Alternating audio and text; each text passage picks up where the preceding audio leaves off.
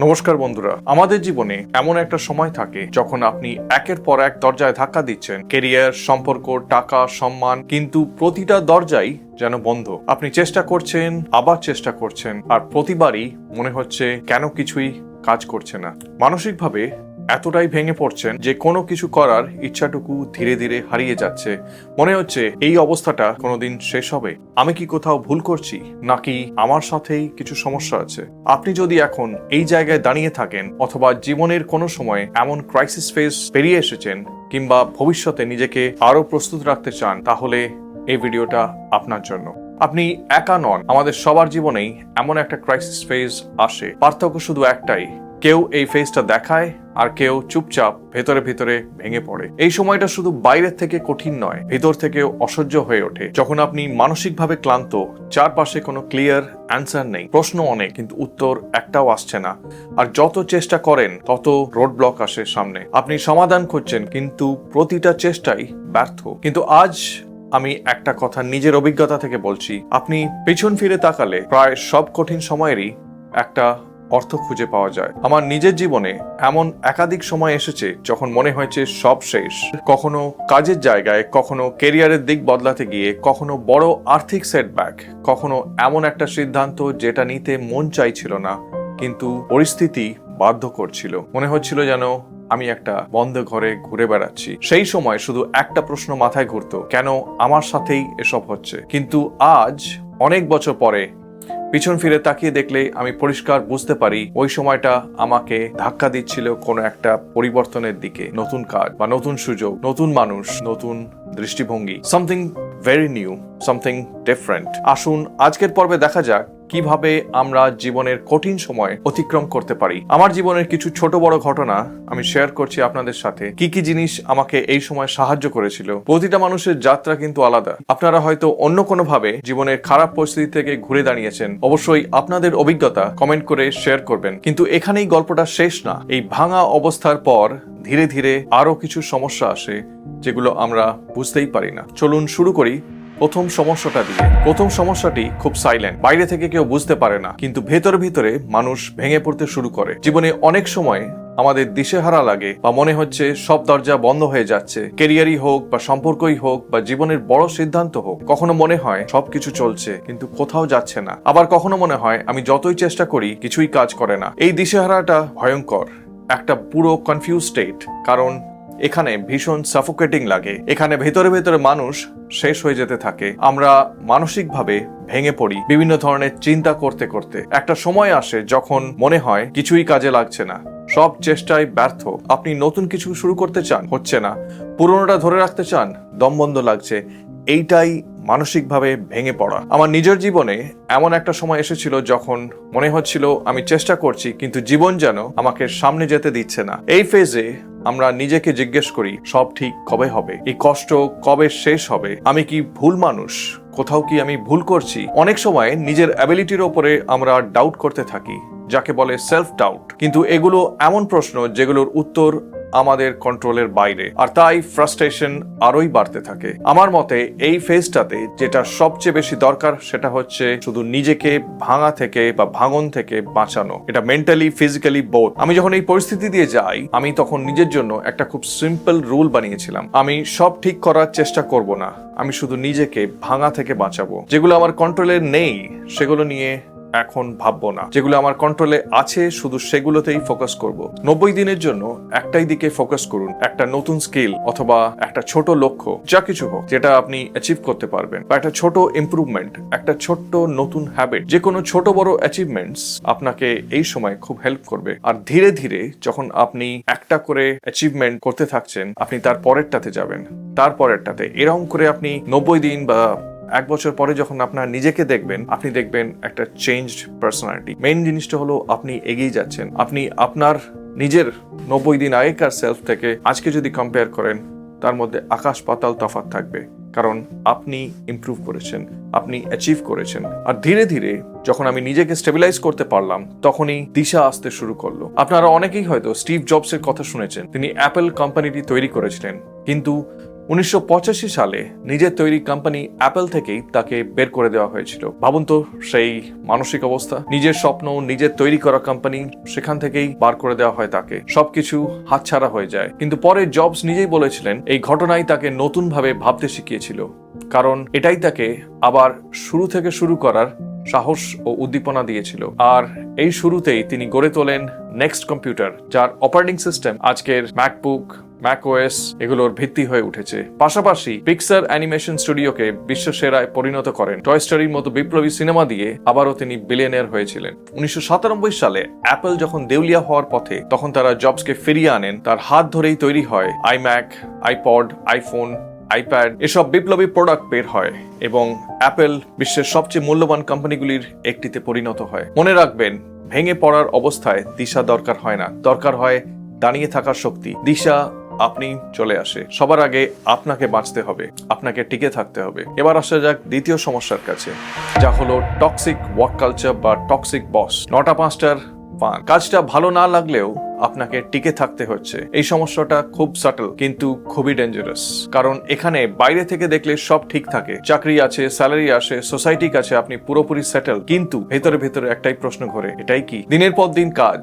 Constant pressure, micro management, নিজের সময়ের উপরে কোনো কন্ট্রোল নেই। আর সবচেয়ে কষ্টের ব্যাপারটা কি জানেন? আপনি কমপ্লেনও করতে পারবেন না, কারণ সবাই বলবে চাকরি তো আছেই। আমার নিজের জীবনেও এরকম একটা ফেজ এসেছিল। একটা সময় এমন এক বসের পাল্লায় পড়েছিলাম যিনি প্রতিদিন মাইক্রো ম্যানেজ করে, সন্দেহ করে, ধীরে ধীরে আমার কনফিডেন্স ভেঙে দিচ্ছিলেন। প্রথমে চেষ্টা করেছিলাম কথা বলে নিজেকে অ্যাডজাস্ট করে সিচুয়েশন ঠিক করার একটা চেষ্টা করাই যায়, কিন্তু ধীরে ধীরে বুঝতে পারছিলাম এটা একটা টক্সিক ওয়ার্ক এনভায়রনমেন্ট। সব জায়গা ঠিক করা যায় না, কখনো কখনো নিজেকে বাঁচানোই সঠিক সিদ্ধান্ত। এই জায়গায় একটা গল্প বলি যেটা অনেক মানুষকে নতুন ভাবে ভাবতে শেখায়। আলী আবদাল, যিনি আমার আপনার মতনই একজন সাধারণ মানুষ, ইউকেতে ডাক্তার ছিলেন। সোসাইটির চোখে তার খুব সাকসেসফুল লাইফ ছিল, কিন্তু তার প্রবলেমটা ছিল অন্য জায়গায়। কাজটাকে ভালো লাগলেও তার প্রচুর কাজের চাপ এবং নিজের জন্য কোনো সময় না বার করতে পারায় তিনি ফ্রাস্ট্রেটেড হয়ে যাচ্ছিলেন। খাটনি বেশি, স্ট্রেস বেশি, অথচ সেইভাবে আয় নেই। এইভাবে যদি চলতে থাকে তাহলে ভবিষ্যৎ আরো ডিফিকাল্ট হয়ে যাবে। এইসব প্রশ্ন তাকে ভাবিয়ে তোলে। তিনি বসে না থেকে বিকল্প খুঁজতে শুরু করেন। এখানে খুব গুরুত্বপূর্ণ একটা ব্যাপার আছে, তিনি ধীরে ধীরে অপশনস তৈরি করতে শুরু করেছিলেন, যেমন প্রোডাক্টিভিটি শেখা, অনলাইন স্কিলস শেখা, ছোট কোর্স বানানো। 2017 সালে তিনি ইউটিউব শুরু করেছিলেন। আজ তিনি কন্টেন্ট তৈরি করেন, অনলাইন বিজনেস চালান, নিজের সময়ে নিজের মতো ব্যবহার করেন। উনি এখন একজন মিলিয়নিয়ার। সমস্যা চাকরি না, সমস্যা হলো অপশন না থাকা। মনে রাখবেন, 9টা-5টা যদি আপনার জীবন না হয় তাহলে বিকল্প চেষ্টা করুন। কোম্পানি আপনাকে যে কোনো দিন রিপ্লেস করতে পারে, তাই পরিবার ও প্রফেশনাল নেটওয়ার্কিং এ মন দিন, যেটা আপনাকে ভবিষ্যতেও আপনার পার্সোনাল গ্রোথ, পার্সোনাল নেটওয়ার্কিং, চাকরির সুবিধা করে দিতে পারে। আপনার শারীরিক এবং মানসিক স্বাস্থ্য সবার আগে। আমি এখন রিয়েলাইজ করছি বা আমাদের বন্ধু বান্ধবদের দেখছি যে কেউ এখন একটা ইনকাম সোর্সের উপরে কিন্তু ডিপেন্ড করে থাকছে না। এটা খুবই রিস্কি। ধরুন কোনোদিন যদি চাকরি চলে যায় তাহলে আপনি কি করবেন? অনেকেই এখন সাইড হাসেল দেখছে। আমার এক আত্মীয়র বাড়িতে একজন দিদি সাহায্য করতে আসেন। তিনি খুবই কষ্ট করে দিনরাত এক করে কাজ করেন। আমি রিসেন্টলি শুনলাম যে উনি নিজেকে ডাইভার্সিফাই করছেন। ওনার 9টা-5টার কাজের সাথে সাথে উনি এখন রান্না এবং হোম ডেলিভারি ব্যবসা শুরু করেছেন। যদি নতুন ব্যবসা দাঁড়িয়ে যায় তাহলে উনি 9টা-5টার চাকরি ছেড়ে দেবেন। এই যে তিনি নিজের ভবিষ্যৎ, তার পরিবারের ফিউচারের খাতিরে এরকম পদক্ষেপ নিচ্ছেন, এত কষ্ট করছেন, এটা সত্যি খুবই ইন্সপিরেশনাল। দেশে বিদেশে আজ বহু লোক এরকম চেষ্টা করে চলেছেন জীবনের ডিফিকাল্ট সময় থেকে বেরোনোর জন্য। এটা অ্যাম্বিশন না, এটা সার্ভাইভাল স্ট্র্যাটেজি, সার্ভাইভাল ইন্টেলিজেন্স। সবাইকে চাকরি ছাড়তে হবে এমন না, কিন্তু সবাইকে এটা জিজ্ঞেস করা দরকার, আমি যদি এখানে আর 5 বছর থাকি আমার জীবনটা কেমন হবে? 9টা-5টা লক্ষ্য নয়, এটা শুধু একটা মাধ্যম। মনে রাখবেন, আপনি বাঁচার জন্য কাজ করেন, কাজের জন্য বাঁচেন না। এই মাধ্যমটার পিছনে আপনার বড় একটি লক্ষ্য আছে, সেটা আপনার নিজস্ব ড্রিম, আপনার অ্যাম্বিশন। কোনো চাকরি সেই লক্ষ্যের সাথে যদি না মেলে বা যদি সেটা লক্ষ্যের দিকে যেতে বাধা দেয়, সেখান থেকে সরে আসাটাই বুদ্ধিমানের কাজ। সময় নষ্ট করবেন না, জীবনে এগিয়ে যান। কখনো কখনো চাকরি ছেড়ে দেওয়া দুর্বলতার লক্ষণ নয়, কখনো কখনো সেটা ইমোশনাল ইন্টেলিজেন্স। এখানে একটা খুব প্র্যাকটিক্যাল কথা না বললে অন্যায় হবে। অনেক সময় আমরা চাই চাকরি ছাড়তে, টক্সিক সিচুয়েশন থেকে বেরোতে বা একটু সময় নিয়ে ভাবতে, কিন্তু পারি না। কেন জানেন? কারণ হাতে ক্যাশ নেই। এটা খুবই প্র্যাকটিক্যাল জিনিস। এইটাই সবচেয়ে বড় ট্র্যাপ। আমার মতে সকলকেই একটা এমার্জেন্সি সেভিং করে রাখা দরকার। বেসিক্যালি আপনার যা মাসিক খরচ হয় সেটার নেক্সট 6 মান্থসের ব্যাকআপ। এটি আপনাকে মেন্টাল পিস দেবে।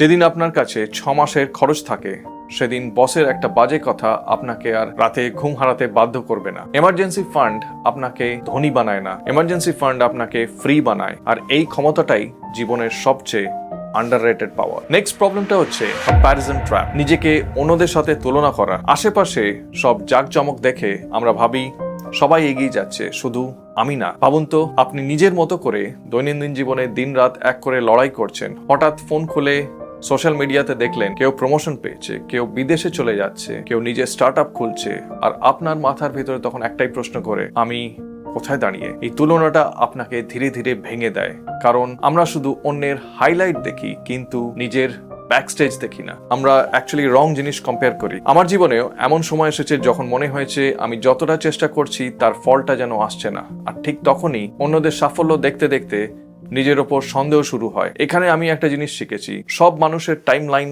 এক নয়। কেউ 25-এ পায়, কেউ 35-এ পায়, আবার কেউ 50-এ। সমস্যা হলো আমরা সবাই একসাথে দৌড়চ্ছি একই ঘড়ির দিকে তাকিয়ে। আমি তুলনা বন্ধ করিনি, আমি তুলনার পার্সপেক্টিভটা বদলে আমি নিজেকে জিজ্ঞেস করেছি গত বছরের আমি আর আজকের আমি কি পার্থক্য? আমি কি কিছু নতুন শিখেছি, একটা কিছু বেটারের দিকে? যেদিন এই প্রশ্নটার উত্তর হ্যাঁ হয়, সেদিন কম্প্যারিজন আর আপনাকে ভাঙতে পারে না। আমার মতে কম্প্যারিজন যদি আপনাকে ছোট করে, ওটা হলো পয়জন, বিষ। আর সেটা যদি শেখায়, ওটাই হলো ইন্সপিরেশন। তো আপনি কোনটা চুজ করবেন? এর পরের সমস্যাটা আসে তখন যখন আপনার অনেক চেষ্টার পরও বারবার ব্যর্থতা আসে। এটা জীবনের সবচেয়ে ক্লান্তিকর ফেজ। একসময় মনে হয় আর পারছি না। অনেকেই হয়তো এই ফেজ দিয়ে গেছেন। এই জায়গায় দাঁড়িয়ে মানুষ স্বপ্ন ছাড়ে, কিন্তু ইতিহাস দেখলে বোঝা যায় এই ফেজটাই আসলে আপনার ফিউচার সাকসেসের ট্রেনিং গ্রাউন্ড। এই সময়টাই আপনাকে পরিবর্তনের দিকে ঘোরাচ্ছে, যা হয়তো আপনার জন্য লাভবান হবে। জে.কে রাউলিং এর কথা তো সবাই জানেন, কিন্তু অনেকেই হয়তো জানেন না যে তার প্রথম হ্যারি পটারের বই 12 বার রিজেক্ট হয়েছিল। এই এত রিজেকশনের পরে তিনি চরম আর্থিক সংকটে ছিলেন। তিনি আস্তে আস্তে ডিপ্রেশনে চলে গেছিলেন, কিন্তু তিনি লেখা ছাড়েননি। আজ পেছন ফিরে তাকালে মনে হয় যদি ওই রিজেকশন গুলো না আসতো, হয়তো ওই লেখাটা তৈরিই হতো না। কিন্তু অনেকেই ভাববেন ওরা তো বিদেশি লেখক, ওরা আলাদা। চলুন এবার আমাদের একদম কাছের একটা গল্প দেখি, যেটা আপনারা অনেকেই জানবেন। আজ যখন আমরা অরিজিৎ সিং এর নাম শুনি, আমাদের চোখে ভেসে ওঠে ভরা স্টেডিয়াম, হাজার হাজার মানুষের গলা, একটার পর একটা হিট গান।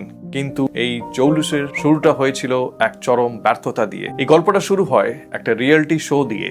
18 বছরের অরিজিৎ মুর্শিদাবাদ থেকে মুম্বাই এসেছিলেন এই রিয়েলিটি শোতে অংশ নিতে। নাম ছিল ফেমস গুরুকুল। অরিজিৎ সেখানে জেতা তো দূরের কথা, টপ 5-এ পৌঁছানোর আগেই বাদ পড়ে যান। এরপর আরো একটি রিয়েলিটি শোতে অংশ নিলেও সেখানেও তাকে হার মানতে হয়। রিয়েলিটি শো শেষ হওয়ার সঙ্গে সঙ্গে মুম্বাইয়ের আলো ঝলমল জীবনও শেষ হয়ে যায়। শুরু হয় টিকে থাকার লড়াই।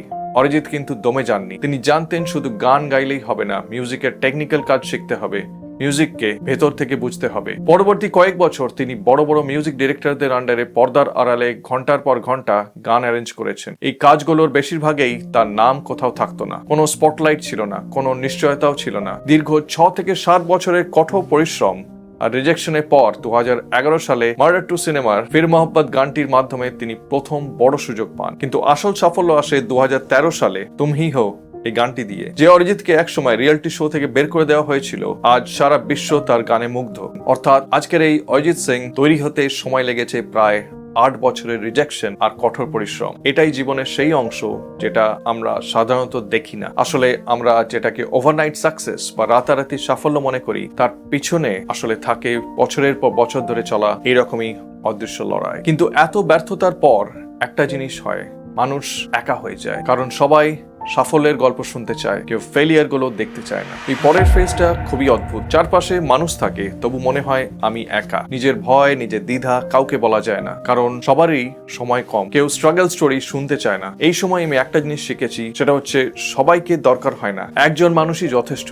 সে হতে পারে আপনার মেন্টর, আপনার একজন বন্ধু, অথবা একটা বই। একটি বইও অনেক সময় একজন মানুষের মতোই পথ দেখায়। এই জায়গায় একটা বই আমার চিন্তা ভাবনা বদলে দিয়েছিল, আর আমাকে অ্যাকচুয়ালি খুব ইন্সপিরেশন দেয়। হ্যাঁ, আপনি যদি কখনো দ্য অ্যালকেমিস্ট পড়ে থাকেন, তাহলে এই লাইনটা নিশ্চয়ই মনে আছে, when you really want something the whole universe conspires to help you achieve it। এর মানে হলো আপনি যদি সত্যিই কোনো লক্ষ্য চান, তখন জীবন আপনাকে পথ দেখায়। জীবনে এক সময় আমি নিজে এটা অনুভব করেছি, সব দরজা বন্ধ ছিল, কিন্তু ঠিক তখনই এমন একটা সুযোগ বা এমন কোনো কানেকশন কোথা থেকে আসে যেটা আমরা একটুও কল্পনা করতে পারিনি। যে ফেলিয়ারটা তখন অন্যায় মনে হয়েছিল, আজ সেটাই একটা ডিরেকশন বলে মনে হয়। সমস্যা হলো আমরা যখন ভেঙে পড়ি তখন সামনে তাকাতে পারি না, কিন্তু পিছনে ফিরে তাকালে বুঝবেন সবকিছু যেন ধীরে ধীরে ঠিক জায়গায় বসে যাচ্ছে, ঠিক যেন একটা পাজল। সবকিছুরই একটা কারণ ছিল। এটা আমার রিয়েলাইজেশন, আমার সাথে বহুবার হয়েছে। আপনারাও যদি এরকম ফেজ দিয়ে গেছেন, আপনারা যদি পিছনে ফিরে তাকান, তখন বুঝতে পারবেন যে এই সবগুলোরই একটা কারণ ছিল। কঠিন সময়ে পুরো জীবনটাই মনে হয় ওলট পালট হয়ে গেছে। পাতি বাংলা ভাষায় যাকে বলে সব ঘেটে গেছে, সব দরজা বন্ধ, কোনো রাস্তা নেই, কোনো আশার আলো খুঁজে পাচ্ছেন না। এই সময়ে একজন সুপার পাওয়ারের কাছে নিজেকে আত্মসমর্পণ করে দেওয়া সব থেকে ভালো। আপনি যেই ধর্মই বিশ্বাস করুন বা নাই করুন, সবকিছু আমাদের নিয়ন্ত্রণে নেই। আমরা চেষ্টা করতে পারি, আমরা পরিশ্রম করতে পারি, আমরা নিজের সেরাটা দিতে পারি, কিন্তু ফল কখন আসবে, কোন পথে আসবে, কোন রূপে আসবে, কার মাধ্যমে আসবে, এগুলো আমাদের হাতে থাকে না। আর ঠিক এই জায়গায় এসে নিজেকে একটু ছেড়ে দেওয়াটাই সবচেয়ে বুদ্ধিমানের কাজ। এটা অনেকটা বা অনেকখানি মেন্টাল পিস দেয়। এখানে একটা ভুল বোঝাবুঝি হয়। নিজেকে সুপার পাওয়ারের কাছে ছেড়ে দেওয়া মানে হলো হাল ছেড়ে দেওয়া নয়। আমি সত্যি এটা বিশ্বাস করি, জীবন আমাদের শুধু কষ্ট দিতে আসে না, জীবন আমাদের ঠেলে দেয় পরিবর্তনের দিকে, নতুন পথ, নতুন মানুষের দিকে। অনেক সময় আমরা নিজেরাই বুঝতে পারি না আমরা যেখানে আছি সেখানে আর আমাদের বেড়ে ওঠা হচ্ছে না, তাই জীবন আমাদের জোর করে সেখান থেকে সরিয়ে দেয়। আজ যেটা চাকরি হারানো মনে হচ্ছে, কাল সেটাই হয়তো আপনার ব্যবসা শুরুর একটা নতুন পথ। আর যেটা সম্পর্ক ভাঙা মনে হচ্ছে, কাল সেটাই আপনাকে নিজেকে খুঁজে পাওয়ার সুযোগ দিয়েছে। আর যেটা হার মনে হচ্ছে,